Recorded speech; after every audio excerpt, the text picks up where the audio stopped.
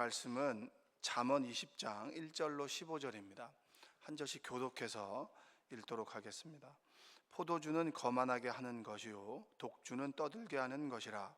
이에 미혹되는 자마다 지혜가 없느니라.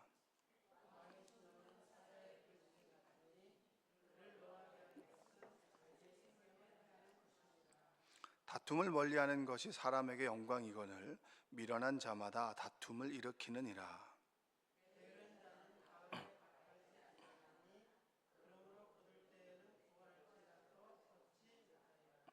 사람의 마음에 있는 모략은 깊은 물 같으니라. 그럴지라도 명철한 사람은 그것을 길어내느니라.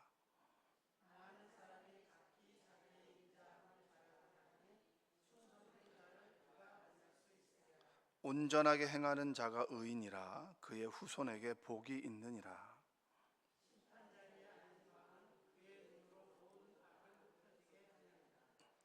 내가 내 마음을 정하게 하였다, 내 죄를 깨끗하게 하였다 할 자가 누구냐?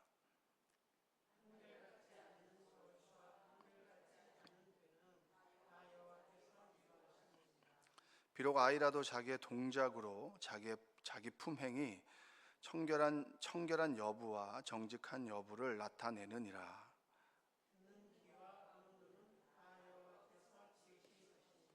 너는 잠자기를 좋아하지 말라. 내가 빈궁하게 될까 두려우니라. 내 눈을 뜨라. 그리하면 양식이 족하리라.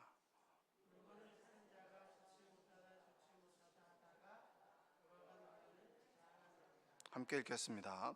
세상에 금도 있고 진주도 많거니와 지혜로운 입술이 더욱 귀한 보배니라. 아멘. 오늘도 하나님의 은혜가 여러분의 삶 가운데 함께 하시기를 주님의 이름으로 축복합니다.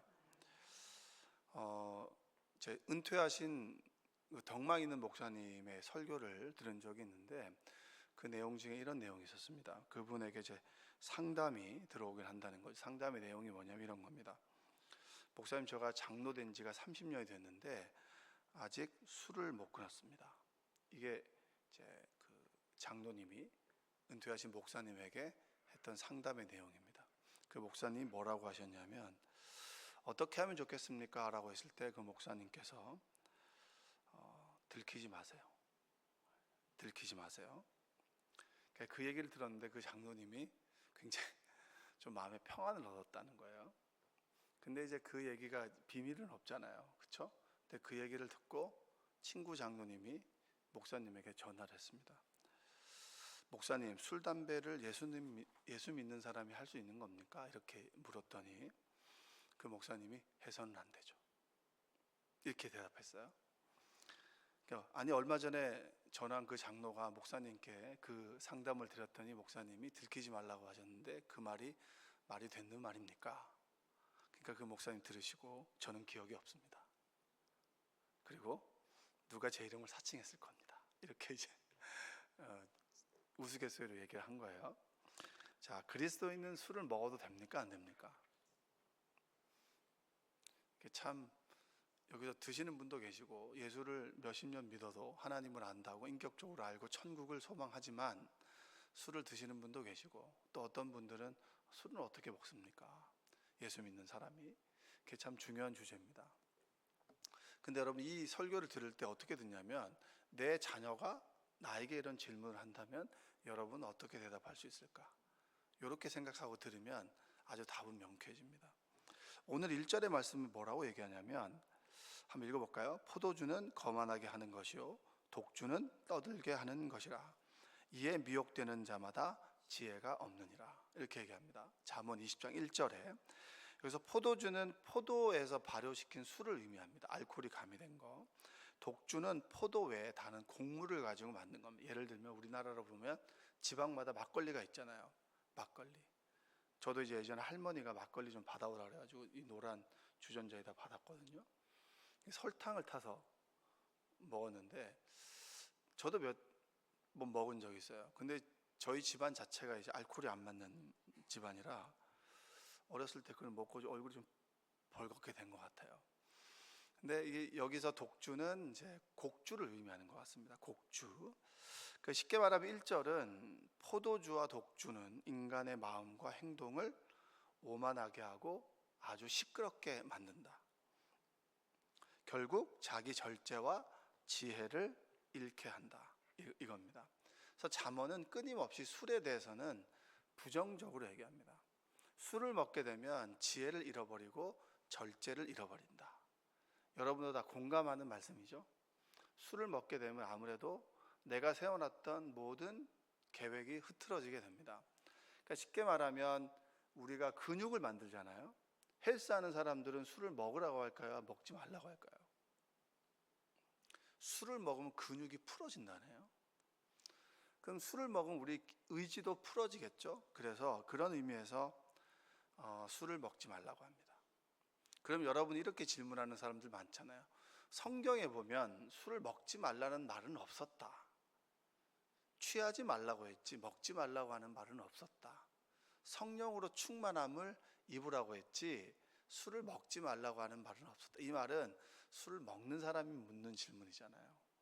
어떻게 해서든 마음의 평안을 좀 얻고자 묻는 질문입니다. 예수님께서는 최후의 만찬 때 포도주를 드시지 않았냐? 그리고 이 시대 통틀어 가장 술을 잘 제조하시는 분은 누구시냐? 예수님입니다. 잔치집에 가나의 혼인잔치에 좋은 포도주가 있었는데 예수님께서는 포도로 포도주를 만든 게 아니라 물로 포도주를 만들었다. 최고의 포도주를 만들었잖아요. 당신네들은 좋은 포도주를 내었는데 취하고 난 다음에 더 좋은 상급의 포도주를 내었습니다라고 했는데 그 포도주를 만든 사람이 누굽니까? 예수님이잖아요. 그러니까 예수님은 포도주까지 만들었는데 우리가 술 먹는 것 같고 뭐 그렇게 대수롭게 여기십니까? 이렇게 얘기합니다. 목회자가 되는 과정 속에서 계속 서약하는 거 하나는 술과 담배입니다. 술, 담배 하면 안 됩니다. 선서를 하고 서약을 하고 목사 안수를 받습니다. 그리고 매번 시험 문제에서 그런 거 나오지도 않아요. 당연한 거니까.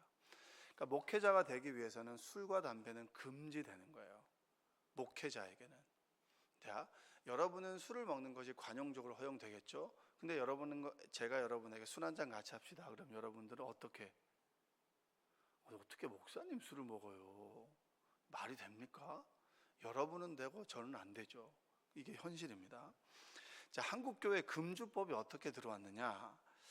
한국의 복음화를 이끌었던 그 선교사님들은 대개 경건했던 사람들이었습니다.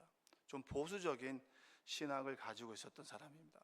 그래서 그분들에게 있어서의 한국에 들어왔을 때의 그 한국의 문화, 개화기, 일제강점기, 그때 사람들은 일제가 의도적으로든지 개화기 때 그때 분위기는 뭐냐면 사람들에게 있어서 술을 마시는 것이 아주 일반화됐고, 그리고 결혼만 하면은 12살, 13살 결혼만 하면은 장죽을 피웠습니다. 이렇게 담배 피는 거 아시죠? 그게 그 한국의 문화였습니다. 그래서 그때 사람들은 마약에 노출됐었고, 그리고 그때 사람들은 음주, 그리고 축첩이죠. 첩을 두는 제도에 한국 사회가 노출이 됐단 말이에요. 그러니까 한국 사회에서는 당연히 첩을 두는 게 당연했고 술 먹는 게 당연했고 12살, 13살만 돼도 결혼만 하면 이 장죽에 담배를 피는 것이 또 마약이나 이런 것들이 너무 이렇게 대마초나 이런 것들이 너무 쉽게 유통이 된 거예요. 일제 영향도 있었겠죠. 그래서 그때 심신과 신앙을 훼손시키지 않기 위해서 그때 선교사들이 아주 교회법으로 금지를 시켜버립니다. 술을 먹지 못하도록, 담배를 피지 못하도록 금지를 시킵니다. 교회에서 금지를 시킨다고 해서 사람들이 그렇게 하루아침에 바뀔까요? 바뀌지 않을까요? 그렇지만 교회는 율법적인 의미가 아니라 거룩의 관점에서, 자, 그리스도인들은, 하나님을 믿는 사람은 뭔가 세상과 달라야 되지 않겠습니까? 그렇다면 우리는 담배를 피지 맙시다. 술을 먹지 맙시다. 믿는 사람이 어떻게 사랑하는 사람과 결혼을 하고 그리고 또 첩을 둡니까? 이거는 절대 사람들에게 덕이 되지 않습니다. 그래서 금지를 시킵니다. 이 금지는 다시 말씀드리지만 하면 되고 하면 안 되고의 관점이 아니라 거룩의 관점입니다. 예수 믿는 사람들이 하나님을 믿고 하나님의 백성이 된 사람들, 천국을 소망하는 사람들, 천국을 이 땅 위에 만들어가는 사람들은 세상 사람들과 달라야 되지 않습니까? 라고 하는 거룩의 관점에서 이 교회가, 선교사님들이 이것을 금지시킨 겁니다. 그게 거룩의 관점인 거죠. 근데 성경에 보면 예수님께서 포도주를 마십니다. 그렇죠? 식수가 부족한 사회에서는 포도를 그냥 포도를 수확해 놓으면 포도가 자연스럽게 발효가 됩니다. 그러니까 당연히 그걸 식수로 사용하는 거죠. 식수의 대용으로 사용하는 겁니다.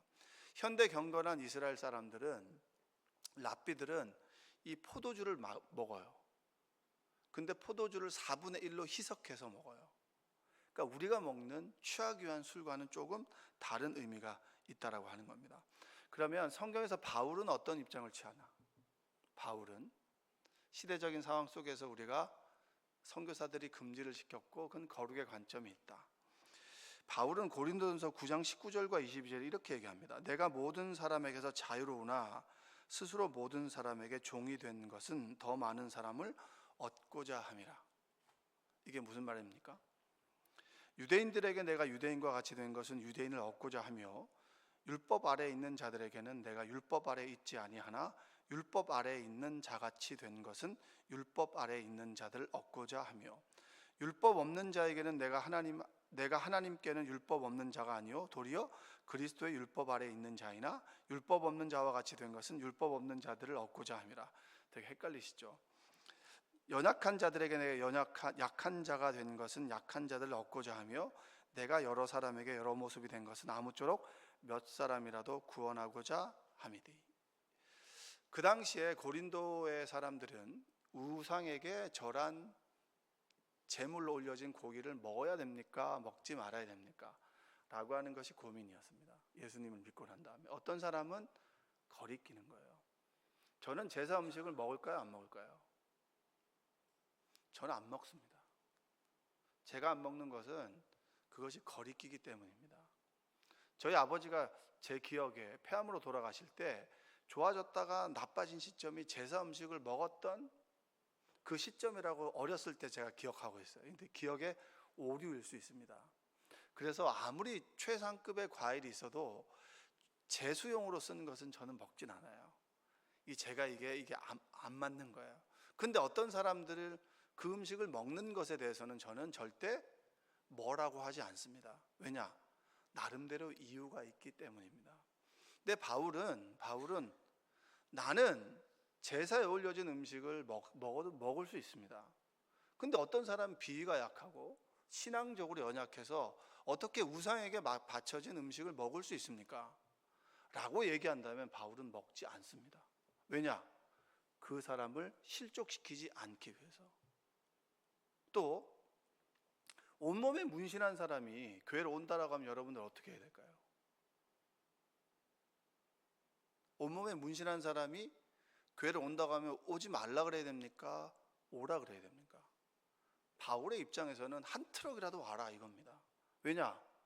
문신을 했던 문신을 하지 않건 간에 그는 하나님이 필요한 하나님의 자녀가 될 사람이기 때문입니다.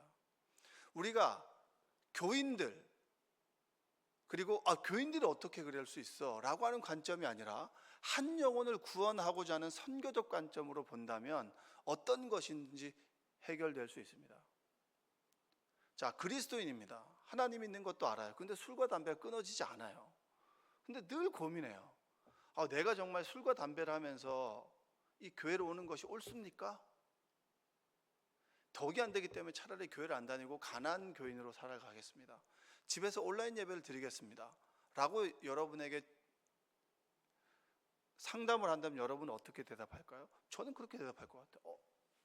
드십시오. 담배 피십시오. 예배 드리십시오. 왜냐? 그도 하나님의 자녀이기 때문입니다. 하나님께서 은혜를 주시고, 그리고 그것이 하나님의 사랑 안에서 끊어질 때를 기다려주는 것이 그리스도인입니다.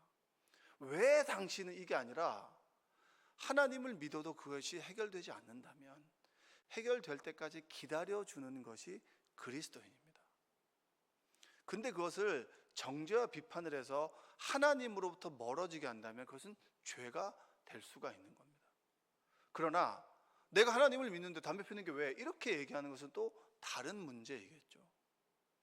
내가 술을 먹어서 다른 사람을 실족시킨다? 내가 술을 먹고 담배를 피는 것이 다른 사람에게 신앙에 저촉이 된다 그러면 모든 것이 가하나 유익하진 않은 겁니다. 그러면 그 사람 앞에서는 가려줘야 되는 것이죠. 드러내놓고 자신의 무용담처럼 얘기하는 것은 덕스럽지 않은 것이죠. 교인들 중에서 그런 분 계세요. 뭐 얘기하다 무용담처럼 제가 어제 저녁에 술을 마셨는데요. 그것은 너무나 다른 사람을 배려하지 않는 태도입니다. 고린도전서 10장 31절과 33절에 보면 그런즉 너희가 먹든지 마시든지 무엇을 하든지 다 하나님의 영광을 위해서 하라. 유대인에게나 헬라인에게나 하나님의 교회에나 거치는 자가 되지 말고 나와 같이 모든 일에 모든 사람을 기쁘게 하여 자신의 유익을 구하지 아니하고 많은 사람의 유익을 구하여 그들로 구원을 받게 하라. 내가 술을 먹는 것이 어떤 연약한 사람에게 시험거리가 된다면 여러분 먹지 마십시오. 그러나 내가 정말 끊고 싶은데 끊어지지 않는다면 기도하십시오. 그리고 그것을 무용담처럼 드러낼 필요는 없습니다. 왜냐? 누군가에게는 실족이기 때문입니다. 내가 이 행동을 하는 것이 술, 담배뿐만이 아닙니다. 내가 이 행동을 하는 것이 하나님의 영광을 위해서 하나님께서 기뻐하실 것이냐? 그러면 해도 됩니다. 그런데 하나님께서 기뻐하지 않는다라고 하면 하지 마십시오. 자, 다르게 물어볼게요. 자, 여러분들의 자녀가 어렸을 때부터 예수 믿는 부모 밑에 자랐습니다. 근데 늘 부모님들은 술을 한 잔씩 해요. 한 잔씩 합니다. 근데 그 자녀가 교회를 딱 갔다 왔는데 분명히 교회를 갔다 와서 교회 사람들하고 어울렸습니다. 근데 만약에 돌아오는데 얼굴이 좀 벌게서 돌아왔어요. 그렇다면 여러분들은 어떤 마음이실 것 같아요? 저희 아들이 만약에 청년부 모임에 갔다 왔고, 그리고 어떤 속회 모임에 갔다 왔고, 그리고 어떤 교회 사람들과의 모임에 갔다 왔는데 운동을 하고 난 다음에 갑자기 술 냄새를 풍기며 집에 들어왔다. 그럼 저는 제 아들에게 어떻게 얘기할 것 같아요? 그건 좀 아니지 않니? 이렇게 얘기하지 않겠습니까? 그게 답이에요. 먹어야 됩니까? 먹지 말아야 됩니까? 내 자녀가 교회를 갔다 왔는데 야, 너는 주중에도 먹고 주일 교회까지 가서 먹는 게 난 좀 덕스럽지 못하다. 이런 그걸 우리가 공통적으로 느끼지 않겠어요? 잘했다. 야, 잘했다. 술 먹을 수 있지, 괜찮아. 그리스도인 술을 먹는 게 문제가 되겠어? 교인들하고 먹고 왔을 때 박수를 쳐줄 부모가 누가 있겠어요? 덕스럽지 못한 것 같아. 어쩔 수 없는 상황이라면 먹을 수 있겠지. 그러나 교회 사람들하고 먹는 것은 덕스럽지 않아. 근데 미안하다. 내가 너에게 술 먹는 모습을 보여줬구나. 이렇게 얘기하는 게 당연한 부모의 마음 아니겠어요? 바울은 그 마음으로 얘기하는 겁니다. 왜 그리스도인이 술을 먹습니까? 왜 그리스도인이 그런 일을 합니까? 그게 아니고 이게 하나님께 영광을 돌리지 않는다면 우리가 기도하면서 정리하자. 내가 술을 먹는 것이 타인에게 실족하게 만든다면 먹지 말자. 그리고 나는 먹진 않지만 누군가가 술을 먹으면서 교회를 다닙니다. 욕하지 말자. 왜냐? 그도 하나님의 자녀고 내가 그를 왜 먹지 않습니까? 라고 정죄와 비판 때문에 실족해서 하나님에게서 떠난다면 덕스럽지 못하다. 이게 바로 바울의 입장입니다. 자, 많은 사람들이 지금도 그런 질문을 합니다. 청년 애들 같은 경우 20살 된 애들은 이제 저도 20살 둔 아들을 데리고 있지만 그런 친구들은 고민을 많이 합니다. 왜냐하면 20살이 되는 그 순간에 술을 먹는 것이 자유롭기 때문입니다. 그런 얘기들 많이 하죠. 덕스럽지 않다면 먹지 않는 게 좋을 것 같다. 그리고 하나님께 영광이 되지 않는다면 하지 않는 게 좋은 것 같다. 그게 바로 바울의 답이고, 또한 어떤 사람은 그렇게 하면서도 신앙을 유지한다면 그가 하나님의 사랑 안에서 끊어질 때까지 기다려주고 기도해주자. 그게 바로 그리스도인의 태도이고 바울이 원하는 것입니다. 여러분, 그러한 열린 마음을 가지고, 그리고 여러분 안에서 끊어내어질 것은 끊어내어지고, 또 주변에 끊지 못해서 고민하는 사람이 있다면 기도해 줄 수 있는, 또 우리의 모든 행동과 말 한마디가 하나님의 영광을 위해서 하는, 모든 것이 가하나 유익하지 않다면 그것이 끊어내어지는 은혜가 있기를 주님의 이름으로 축복합니다. 기도하겠습니다. 사랑과 은혜가 풍성하신 아버지 하나님, 감사합니다. 모든 것이 가하나 모든 것이 유익하진 않습니다. 하나님 안에서 절제하게 하여 주시고, 그 절제 안에서 신앙 안에서 자유로움을 느끼게 하여 주시옵소서.